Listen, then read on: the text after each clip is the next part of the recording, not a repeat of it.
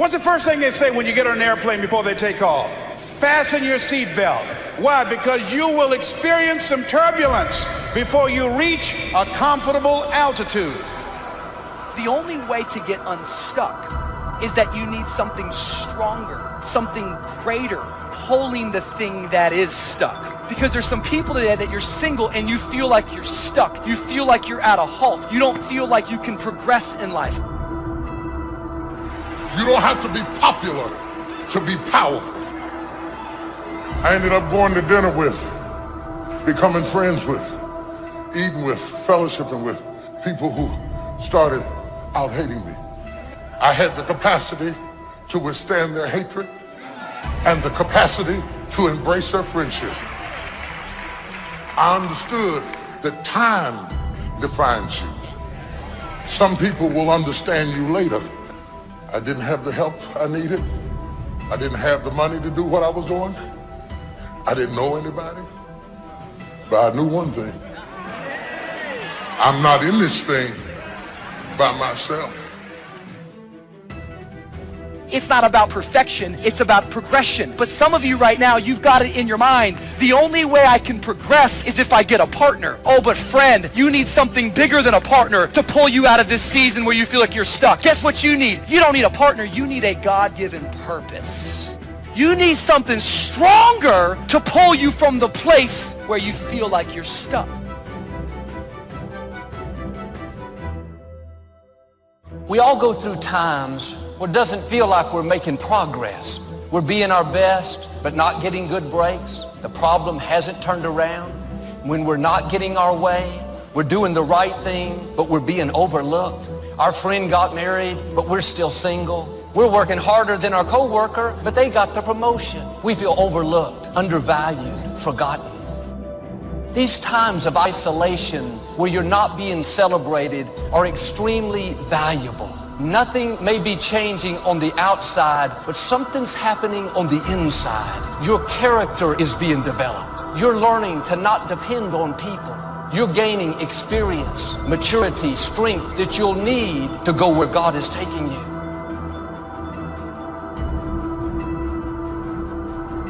I think we live in a world that doesn't know the difference between the public moments and the private moments. I think we're increasingly becoming, and this is just my old man rant, so please let me do it right now, because like I said, I'm a parent now, and I'm so scared for my kids who are growing up in a world where now they're growing up publicly. Everybody has their own broadcast journalism degree called Twitter. Everybody has a license to express their own opinion. And the phrase that got me is what his brother said. They want to convince him. They say, you got to get out of Galilee. This is too remote. This is not the right place for you to become a public figure.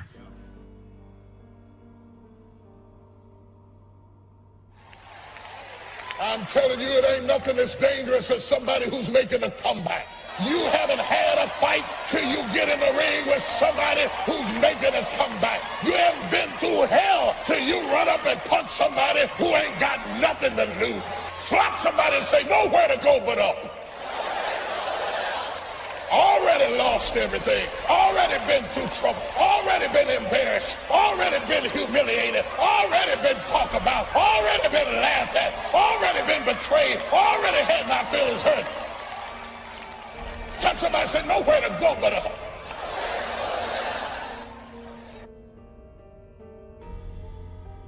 You can start to make a new stretch today. You can sign up for some new classes today. You can start engaging in constructive thinking today. You can make some life-changing decisions today. See, you don't ever have to be the same again, only by choice.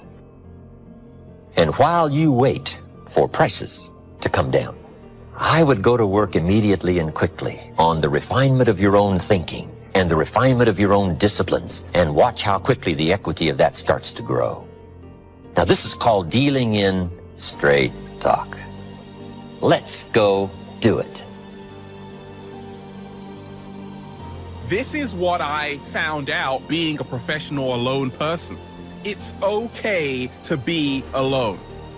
I get over 1,000 messages every single day. And a lot of people write to me saying, Ralph, I just can't seem to find anybody I can get on with. And I don't like it. It's okay to be alone. The reason why a lot of people experience a lot of loneliness is because they are in resistance to being alone. Because being alone is frightening for the majority of the human race. You gotta be with yourself. You gotta go within. A lot of stuff is gonna come out. That's why a lot of us, we wanna always be with friends. But if you continue just to follow the crowd, you will only go as far as the crowd. Life situations is to use the illustration of the seasons. Number one, you cannot change the seasons until you get your own planet. All of this has been set in motion. But here's the next piece of information. You can change yourself. You can't change the seasons, but you can change yourself. Life and business is like the changing seasons. Frank Sinatra sang, life is like the seasons. First, learn how to survive the winter. Speaking of life in its simplest aspect, the first key to learn in your life on the spinning planet is to learn how to survive. Now, there's all kinds of winters, right? The winter of the calendar, right? The winter of this actual season. But then there's financial winters and social winters, personal winters. But we understand those because we've all been through them. Now, here's the key on the winters. Some are long and some are short. Some are easy and some are tough. But they always come right after harvest, right after fall, autumn. So we cannot rearrange the coming of the winters. But here's what we could do. Get stronger, wiser, and better so that we can survive better. And our life will be less eroded by learning to handle the next winter. The next winter of a divorce, the next winter of an illness, the next winter of a death in the family, the next winter of a loss financially, the next winter of a crisis of whatever kind, to be better equipped. So here's the key, to learn the seasons so that you can approach it all in a very intelligent way. So you must think negative when it's positive. You must think winter when it's summer. Here's some of the best advice. It comes from classic tradition. A great story says, don't build your house on the sand in the summer. You must not be faked out when it's nice. You must think storm in the summer and not get faked out. And if you think storm, now you'll look for a rock on which to build your house. Now you're going to be safe. So you can't think nice when it's nice. You got to think storm when it's nice. The seasons are going to come and change. And if you're not educated to that degree, now you suffer a great loss. Now here's the next philosophy. The time to think positive is when it's negative. Why? Because the negative won't last long. How long is the winter? Isn't that long? Just hang on. It's not going to take that long. How long is the night? It's only a few hours. There's never been a double night. Couldn't you make it a few more hours? And the story says, yes, the night just can't last. Sometimes it seems like it's going to last forever. And when you have insomnia, right, it seems like the night will never pass. But I'm telling you, sure enough, it will pass. So learn to think day when it's night. And then you must learn to think night when it's day. So you have to get it going, get it in before the night came. So this is a good idea now. Learn to think negative when it's positive. Learn to think storm when there is no storm. Learn to think winter in the summer. Then we must learn to think summer in the winter. We can make it through a few more hours, right? A few more days. Won't be that long. Hang in here. The spring will surely come. So the winters of life, learn to express those to other people, help them understand that as well as to try to understand it yourself. Now here's the next season, the spring. Spring is called opportunity. Not a guarantee. It's guaranteed the spring will come, but it's not a guarantee of a harvest. Here's the key. You must do something with the spring. Take advantage of the spring. Read every book you can get your hands on what to do with the springs of your life. Take advantage of the day, because the day follows the night. It's an opportunity now to turn things around. It's an opportunity to have a better one than the last one. It's an opportunity for a new beginning, a new spring, a new day, a new beginning. Spring is the chance to take advantage of another opportunity. Now, here's what you must do in the spring. It's a very short season usually. You must hurry. You wouldn't ask a farmer to go bowling in the spring. He hasn't got time. Why? The season is too short. Planting season is too short. You've got to get it done fairly quickly. Now, we call spring a window of opportunity. If you have a chance to talk to someone, the window's open. It may not stay open very long, so take advantage. Don't hesitate. Meet a new friend.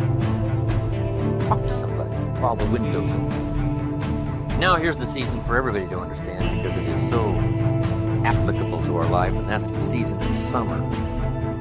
Two things we must do in the summer: nourish our values and protect. Nourish like a mother, protect like a father. The twin challenges in the summertime help to illustrate life, that we are confronted with both good and evil. When you're at the top, when you're an owner or you're the leader, there's times where you have to do things by yourself. There's no doubt about that. And if you have a problem with that, you're going to have a problem being in a leadership position. Because there's things that you have to do as a leader. You have to lead from the front. You have to work harder. You have to do extra. And if you're not, that's not good. And if you're working harder, there's going to be times when you're not with anyone else. And you have to be okay with that. That's what that expression means. It's lonely at the top, meaning like you're at the top because you're willing to behave or be a certain way that other people either can't or won't, right? From that perspective, you're definitely lonely at the top. Yeah. There's no one that's going to sit there and do what I'm willing to do to be there. Like, where are you at? I don't know. Haven't seen you.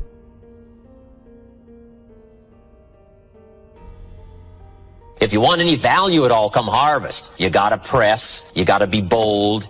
The high life is not for the timid and the shy. Some people mistake timidity for humility. Humility is a virtue. Timidity is a disease. Humility is almost godlike word. A sense of awe, a sense of wonder, a sense of understanding the distance in worth, an awareness of the human soul, the spirit, something unique about the human drama versus the rest of life. A grasp of the distance between us and the stars, and yet having the feeling that we're part of the stars. It's okay to dream, but we must not just become a dreamer. Be proud, but not arrogant. It takes pride to win the day. It takes pride in company, opportunity. It takes pride in group, organization.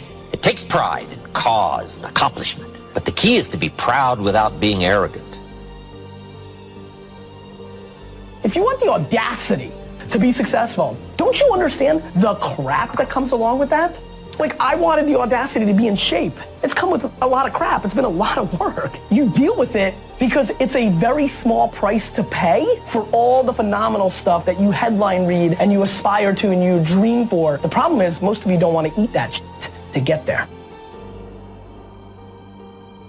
Analyze where you are. Go into your store. What's in here? What's old? What's decaying? What stinks? Okay, what's that over there? Negative attitude. You gotta get rid of that one. Negative people. We can't hang anymore. You got to go. You can't do this anymore. Fear. Come out of there. What's over there in the corner? Procrastination. What's over there? Okay, bad attitude. All that stuff, get out of there. Throw it out. It's got to go. And what do I need? What do I need to get me from where I am to where I need to go? What do I need? Okay, I need more people who dream like me, who think like me, who can stretch and grow like me. I gotta surround myself with more people like that. All right, good. I need more confidence here. I need to develop more belief in my ideas and in my plans. I've got to do that. What else do I need to get to where I need to get to survival, to live? What do I need? Okay, I'm going to a new place. I need new skills. So this is what it is, inventory. Throw out what you don't need and what you need. Here's one of the better realistic illustrations, and that's health and illness at odds in your body. Illness trying its best to drive health into a small corner and occupy the territory. And health trying what? To push illness into a small corner. There's this contest going on. Who's going to occupy the territory? If one stays strong, the other is diminished. If the other gains in power, then the other is diminished. So what you must learn to do is cooperate with the positive side of everything in your body and your life. Sometimes we sabotage our own best interest. Because if we get weak, I'm telling you, it moves in, takes the territory. So we're in the middle of this contest, and here's what it's called: opposites in conflict. Good, evil, liberty, tyranny, right? Health, illness, winning and losing, right? There's the struggle going on. But here's the key. It's the only way, it seems, it's the only way to create a human adventure. It doesn't seem to be any other way currently. It seems like to create an adventure, to create a unique human scenario, we need opposites and conflict. And it's the only way to have a civilized society. And we've got to fight these skirmishes. We've been fighting them forever. We've got to fight them forever. Whether they're inside your own body or whether they're in politics, no matter where they are. We must play this game. We must fight this game. But here's what it creates, a great adventure. Let me give you the ultimate now. Could you win if you couldn't lose? And the answer is no, it doesn't seem like it. You couldn't call it winning. You can't win if you couldn't lose. So that's the deal now. Negative, positive. Would there be negative, positive without negative? No, it doesn't seem like it. It seems like this is the current setup, you know, for the foreseeable future. It looks like it's been that way as long as we can remember and as long as the history tells us. So here's what you want to do if you want the adventure. You must learn to play this game, to work with all the positive forces to defeat the negative forces as early and as soon and as much as possible, to contain the ravages of disease that want to take you early. You got to fight back. You can't just leave it. Somebody says, well, I got my fingers crossed. Not a good philosophy. You got to take your vitamins. You got to do the stuff. You got to do the deal. Jump on the positive side of whatever you want and see if you can't help out in this warfare, in this push-shove match. That's the key. So in the summer, here's what you must do. Nourish the plants and the garden.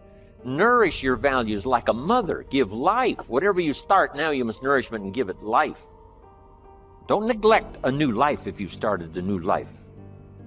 What if you said to a brand new mother, where is your baby? She says, I have no idea.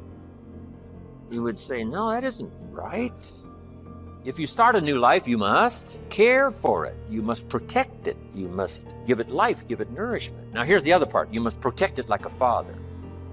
That's why the old wise man said, we must learn to love and hate. And the illustration he used was, you must learn to love good and hate evil. To deal with the weeds in your garden, you got to hate weeds. You got to hate them enough to what? Kill them. You can't say, well, poor weeds. Say, no, this ain't the deal, poor weeds. So, learn the good evil. Now, here's the greatest battle in the mind. Here's what you must not become in the summer in your mind. A victim of yourself. What is that insidious voice inside your own head that says, you're too short, it'll never work for you, you're too tall, right? It's over for you, right? It's never worked for you before. What gives you any idea that it'll work for you now? You've never been able to rise up and take charge of your life. What makes you think you can do it now? There's going to be too many obstacles out there. You'll never overcome them all. What is that insidious voice? It's the same game going on inside your head that's going on in the world. Liberty and tyranny in a push-shove match. And here's what you've got to do. Cooperate with the positive side of your life and let faith drive out doubt, right? Let winning drive out losing. Let positive drive out negative. But you got to get into the contest. And why get into the contest? Because that's how you create an adventure. There is no other way. It takes both. You've got to learn to laugh, yes, but that's not what the wise men only said. You can't just learn to laugh and keep on laughing. No, that's silly. It says there's also a time to cry. You've got to learn to both laugh and cry. Then it said you must be so sophisticated as not to laugh when it's time to cry. Then it further says you must learn to laugh with those that laugh and learn to cry with those that cry. That now gives you an understanding of what life is all about. Sadness and joy, the contest, the difference. And yet it creates the adventure. But here's the adventure: to overcome the evil, to put evil in its place. Just like in your mind, you've got to stand guard at the door of your mind and see if you can't suppress, see if you can't do battle with the negative forces. Don't become a victim of yourself. Beware of the thief on the street that's after your purse, but also beware of the thief in your mind that's after your promise. See if you can't engage in this mental contest and win the day. That's the summer. Now here's one more season, and that's the season of harvest. Here's the key to remember harvest time. In due season, in due time, when it's time. And part of this is to develop the patience so that when it's time, it will come. But you cannot be impatient. Patience is part of the game here. You can't plant the seed and 2-3 days later dig around and say, where's my crop, where's my crop? You say, no, come on, that's foolish. We'll take you away to some safe place. You got to plant and wait and exercise patience. And then when it comes time, you give it nourishment and you give it care and you give it protection, and then you got to wait some more and you got to wait some more and you got to wait some more.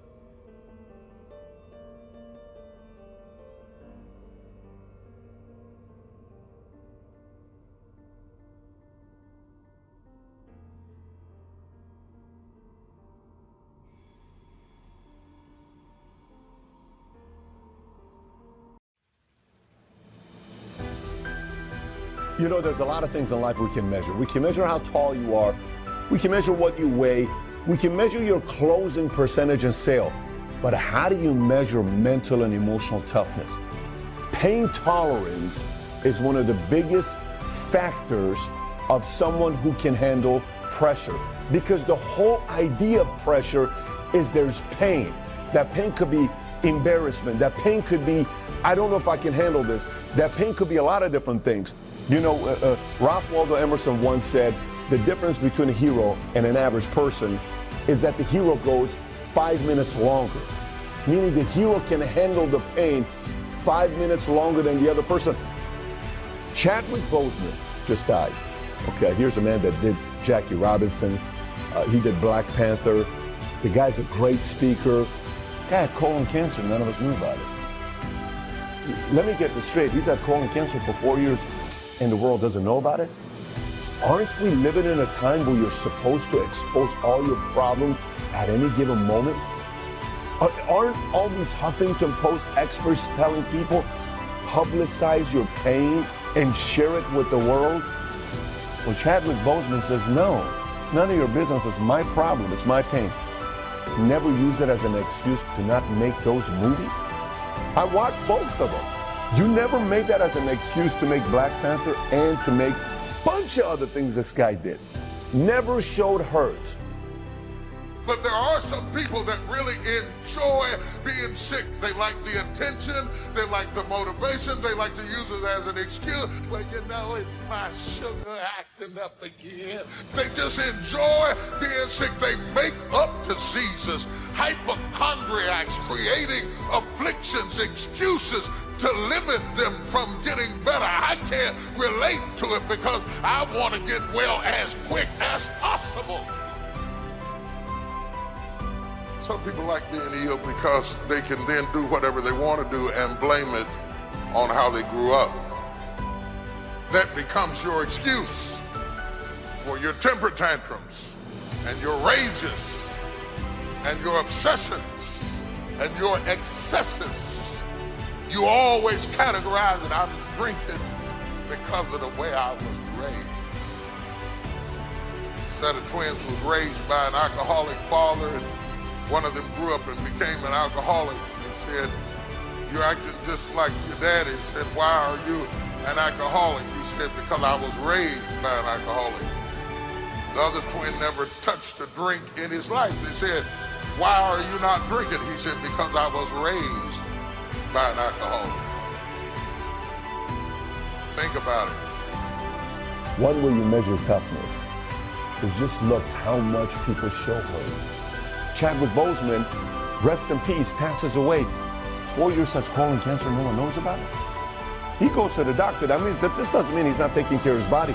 He's going to the doctor, but he doesn't advertise his pain. Sometimes it's just good not to advertise your pain. Sometimes it's good to not just tell the whole world what you're going through. I'm not telling you don't talk about it with a group of people. I'm not telling you have some private conversations with certain people. I do believe in the ability to have some kind of a form of a release. But the way people are doing it right now, posting everything on Instagram, all this other stuff, what's the point behind it? You need attention? Is that what you need? Mental toughness people are not looking for attention. Mental toughness people are trying to get results. A big difference.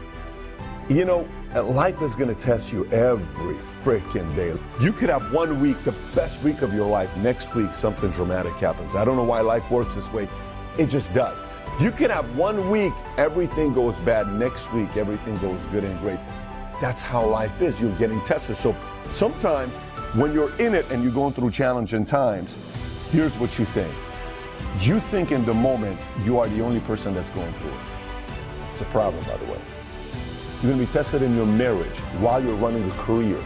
You're going to be tested with your family, with somebody passing away, while you're chasing your dreams. Arnold was going to win Mr. Universe. The day before, a few days before his father dies, he tells his mom, I can't make it to the funeral because my dad, if he's watching over me, he wants me to pursue my dreams. I'm going to win Mr. Universe. He goes with Mr. Universe, and the rest is history. This doesn't mean he doesn't love his dad. This means he's got a spiritual relationship with his dad to say, I don't know what I do in this moment here. He goes, he wins, Rita figures or not, becomes Mr. Olympia, you know, governor, all these other things that he does. In those moments of the decisions we make, when we're getting tested and you feel like you're by yourself, those are moments where you're measuring your toughness. Those are moments where you're being tested constantly. Again, there's not a method to say you're 93% tough, you're 71% tough. We can't do that. The only way we can measure toughness at the end of the day is with the results that you end up getting. You ever hear people calling someone soft? Oh, he's soft. Oh, she's so soft. What is soft? I'm asking you, what is soft? You've heard that before. Oh, he's soft. He's a soft player. He's soft in business. How do you define soft? Soft is someone that doesn't have a backbone. Soft is someone when they're cornered and push comes to shove, they quit. Soft is someone that claims their values, but then when it comes down to tough things happen in their lives, they compromise their values. Soft is somebody that declares their intentions. Here's what I'm going to do, world. But then when it gets tough, they say, no, I'm going to quit and take the easy way out. That's how you define soft. Call anybody anything but soft. Do you understand, like, how bad of a thing it is to be called soft?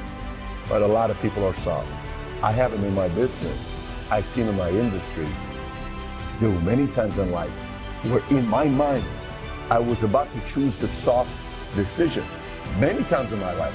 This whole Ralph Waldo Emerson concept about, you know, the only difference between a hero and an average person is the fact that he can take the pain 5 minutes longer. That's the thing. So if you're watching this right now saying, how does that relate to me? Ask yourself, how do you react when tough times show up? How do you react when you're getting tested? How do you react when you have your pain? How do you do under pressure?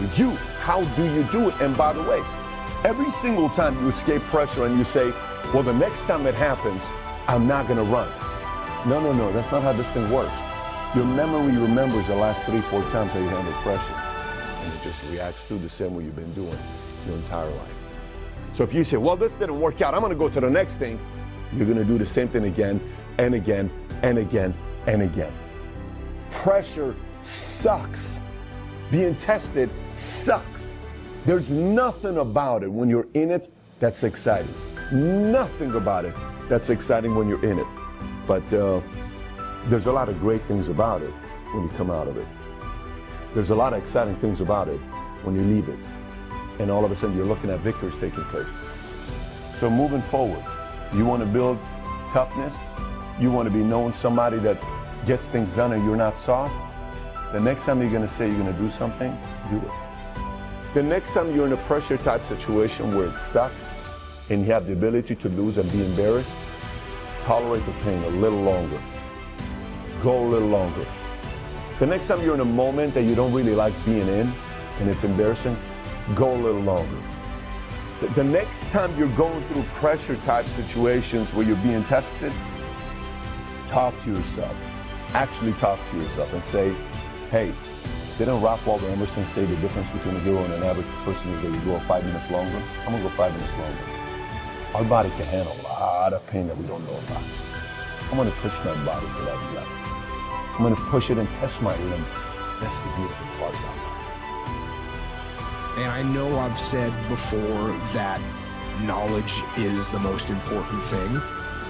But the reality is if you don't have the strength or actually the health to back that up or even to function as a human being physically, then your knowledge and your mental strength doesn't really even matter.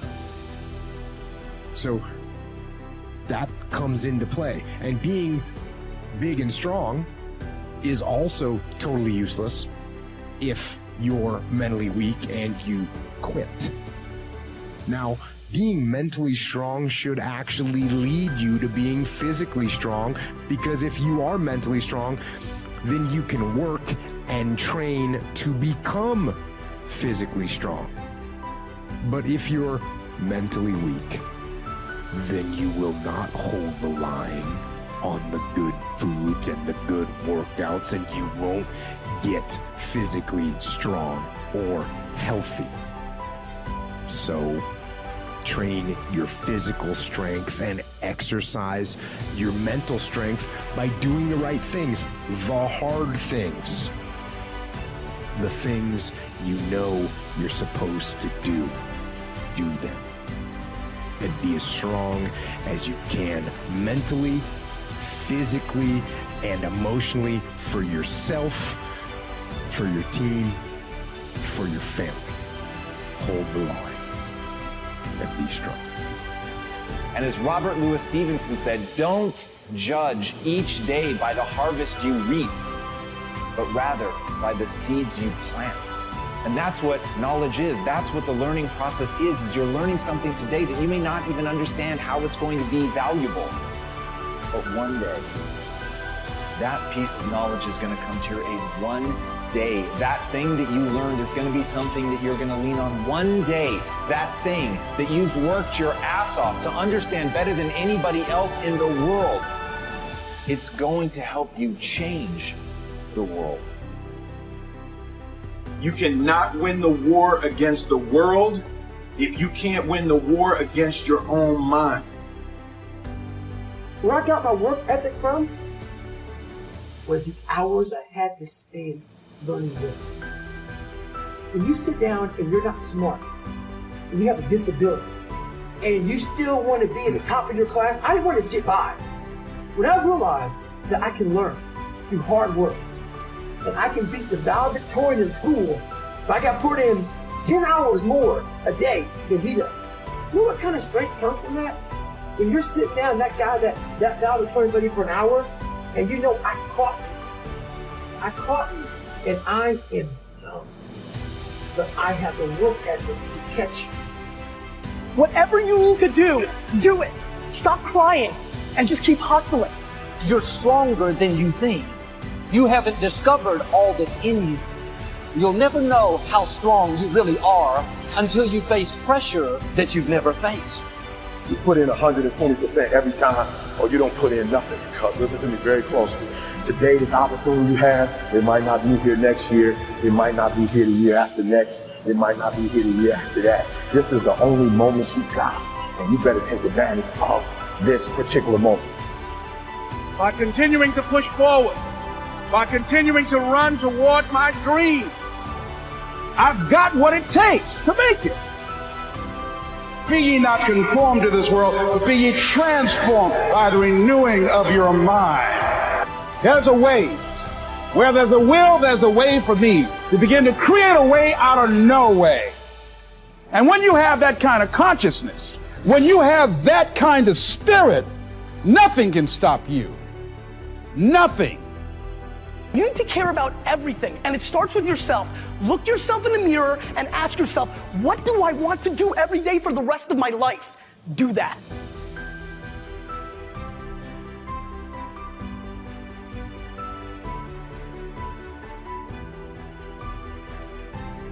As Han Solo said, never tell me the odds. Never tell me what box I'm in. Never tell me what I'm up against. Never tell me about your limitations. Never tell me about my limitations. Because that, my friends, is what you have to break free from.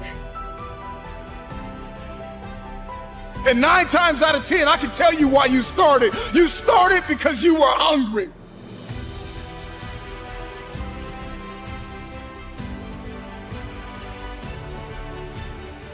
So many people float down the river of life without ever even putting their paddles in the water, just hoping and praying and dreaming and wishing that they're going to end up somewhere good. Guys, that's not how life works. You know, you have paddles in your boat, you just got to learn to use them. the first step in really empowering yourself. The first step in really going beyond what you thought is possible is actually to stop judging other people, to stop looking at them and trying to put them in a box, because as you build boxes to put other people into, you inevitably put yourself into a box. I'm telling you, I've been thinking, I've been making calls. That's what I'm asking you to do. What fuels you? The reason why you're so lazy is not because you don't have the ability. You're so lazy because your dream's so small. The whole game's broken because everybody's too tied up into other people's opinions. I only care about my opinion of myself. And I care what my mom and wife and kids and the world think, just not as much as I care about the way I feel about myself.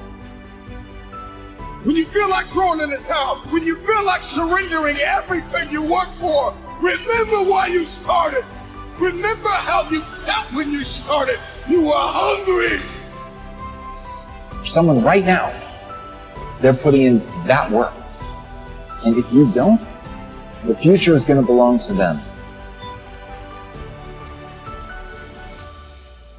Hunger is the feeling of discomfort or weakness caused by a lack of food coupled with a desire to eat. How hungry are you?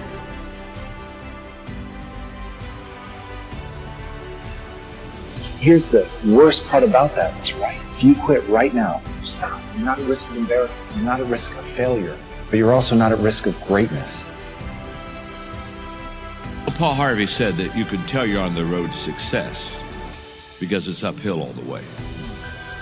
And I'm here to tell you, this something for nothing entitlement mindset that invades so many people's lives is a bunch of garbage. I can promise you, nothing that I've ever had worthwhile did I have just kind of fall into my lap like, oh my goodness, I won the lottery. And I know once in a while people win the lottery, but basically the people that win the lottery, half of them lose their money within 3 years, the money they won. And it's because they got money, but they never changed the way they thought. And can I tell you something? If you have all the assets in the world, but you don't change the way you think, you'll lose all the assets in the world. And what I have discovered in this whole process of trade-offs is that every step of the way of my journey, I have to trade something off. And and for you that are young, the good news is your trade-offs will never be easier than when you're young. Because I remember when Mark and I started out, I think, man, you know, I gave up everything. I was a pastor to go in the ministry. I gave up everything, and then I started smiling. I thought, I'm sure I gave up everything. I didn't have anything to give up when I did.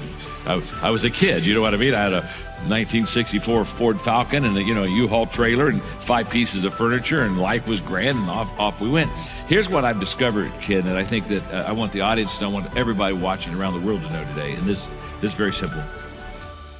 The more successful you become, the higher the trade-offs are. You see, we make a mistake thinking it gets easier. It doesn't get easier, it gets harder. And the more you have, every time you go back and say, am I willing to risk that again? The more you realize, wow, I'm not sure I am willing to risk this. And what I've learned is the moment I stop making trade-offs is the moment that I plateau. And life is continually filled with trade-offs. In your life and in my life, my expression I use all the time, kid, you've heard me say this, you have to give up to go up. You got to ask yourself, is it going to give you the return? So in the area of strengths, you got to pour yourself into the things that you're already good at, because that'll really set you apart from average. Yeah. But in areas of choices, go for those weaknesses, because don't you know people that are highly skilled but they have a lousy attitude, or they're not self-disciplined, and they're never going to get anywhere, and they're not going to get anywhere because they didn't. So in areas of choices, work on your weaknesses, but in areas of strengths and skills, just work on your strengths.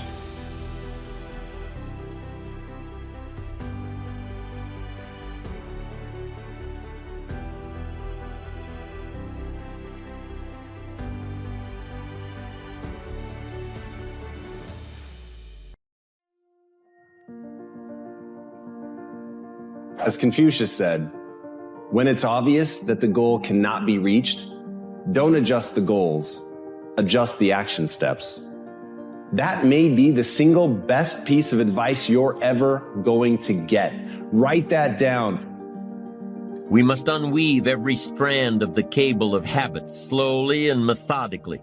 until the cable that once held us in bondage becomes nothing more than scattered strands of wire. But all you care about is how bad your day is. All you care about is what you don't have. All you care about is what you lost. And as Albert Einstein said, everybody's a genius. But if you judge a fish by its ability to climb a tree, it will live its whole life believing that it's stupid. And that's what confuses people.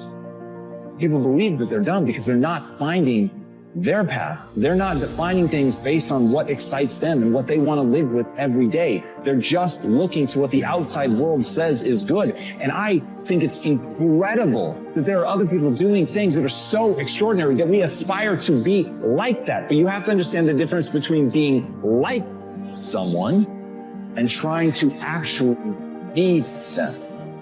It takes the consistent application of a new discipline, a more desirable one, to overcome one which is less desirable. It takes discipline to plan.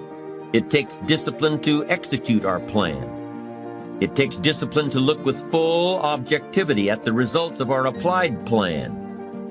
And it takes discipline to change either our plan or our method of executing that plan if the results are poor. It takes discipline to be firm when the world throws opinions at our feet. It takes discipline to ponder the value of someone else's opinion when our pride and our arrogance leads us to believe that we are the only ones with the answers. Burn it into your flesh. Tattoo it on your soul. Do whatever you need to do to remember that once you set a goal, once you've decided in your life there is something that you're going to make come true, don't let anything stop you from reaching that. But the reality is, as you go, things are going to get in your way. There will be an inevitable slew of obstacles coming at you. But when it gets so hard that you realize that the path that you're on is simply not going to take you where you want to go, rather than give up on what it was you said you were going to do, find a different path. And in that, when you really make that the cornerstone of your identity, that you refuse to bend or be broken by obstacles, by challenges, but instead you rise to those challenges. You go over, under, through them. You do whatever you have to. You devise any plan to find a way through. Then your life will change. Now, if discipline is the key word, and if discipline is the key action, then what exactly is discipline? One good answer might be that discipline is a constant human awareness of the need for action, and a conscious act by us to implement that action. If our awareness and our implementations occur at the same time, then we begin a valued sequence of disciplined activity. Now, here's the other side of discipline. If there's considerable time that passes between the moment of awareness and the time of our implementation, then that is called procrastination. Doing it tomorrow instead of today. Procrastination, an almost exact opposite of discipline. The voice within us says, get it done. Discipline then says, do it now. Anything that's materialistic can be replaced. But when your life is over, it will not come back. So why can't you understand the significance of life? You don't get a pass. You don't get a pass to keep making the same mistakes over and over. You don't get a pass of feeling sorry for yourself. You don't get a pass to saying it's okay, at least I tried. You ain't got time to try. You need to start living your life every single day and be blessed and be thankful and be strong and walk with power and walk with faith. All right? Don't be like a studio gangster, right? For real, some of y'all, you come from good backgrounds. Like, embrace that. Some of y'all come from good homes, good parents. You got two parents at the crib, or you got your mom and your dad both involved in your life. Your grandma doggone took you to church. Your mom prayed with you, and you get out the house trying to act like, you feel me? Like I told y'all, I'm from the Chi. You can look up my birth certificate. I went to school too in Detroit. You can look it up. I don't gotta act like I'm hard. I don't gotta act like I'm nothing. Like, I'm going to be who I am. Y'all all came outside. Each one of y'all, when y'all came outside, I did what? I shook your hand and looked you in your eye and said, what's up? And I said what to you? I said who I was and where I'm from. Some of y'all, you big time. You like, whatever. Who was this jerk? Or who's this dude? I'm like, I don't care how big time you are. Hi, I'm Eric Thomas. My grandma killed me if I don't introduce myself. That's just what my grandma taught me. That's polite. Your potential, your truth, everything about you is beautiful. Stop letting the ugly things possess you. Stop letting the world shut you down. It is not the world's responsibility to make you better. It is not the world's responsibility to build you up. Find a way, make a way, and keep living every single day of your life. How dare you? How dare you fall back? How dare you say you're done? How dare you say it's over? How dare you commit to the things that are not giving you? I don't care how much money I got. I don't care how much fame I got. We all humans. Be who you are, bro. Whoever you are, wherever you come from. You come from the suburbs, you ain't got to claim like, you know what I'm saying? Like, if you from the north side of Chicago, you ain't got to be, you from the suburbs, you ain't got to be like, yo, I'm from the west side. You ain't got to try to claim something you not or be something you not. Like, be comfortable in your own skin is what I'm trying to tell y'all. That's how I blew up. I wasn't trying to be rebellious wearing a hat. I'm from Run DMC era hat, LL Cool J hat, the Fat Boys hats, UTFO hats. That's the era I'm from. I've been rocking 5950s since I was 16 years old. The shoes, that's my game, bro. I don't do shirt and tie. I think a black man in a suit and tie look phenomenal. I just don't do shirt and tie. I'm from the D. My people worked at Ford, GM, and Chrysler. Didn't nobody wear suits to the plant. We hard hats. So I'm myself, bro, and I'm comfortable with myself. The ammunition and the strength to carry on. Stop letting your weakness and your fears and your misery and your doubt, all of these things are hurting you. Maybe you're that person that's not fighting cancer. Maybe you're that person that's not homeless. Maybe you're that person that doesn't have nothing else left to give because they have nothing at all to give back. They've given everything they thought they had, and now they feel their life is over. But I'm here to let you know that you are not over. You just gotta get over, and you gotta keep going. Recognize your purpose in this world. We are all responsible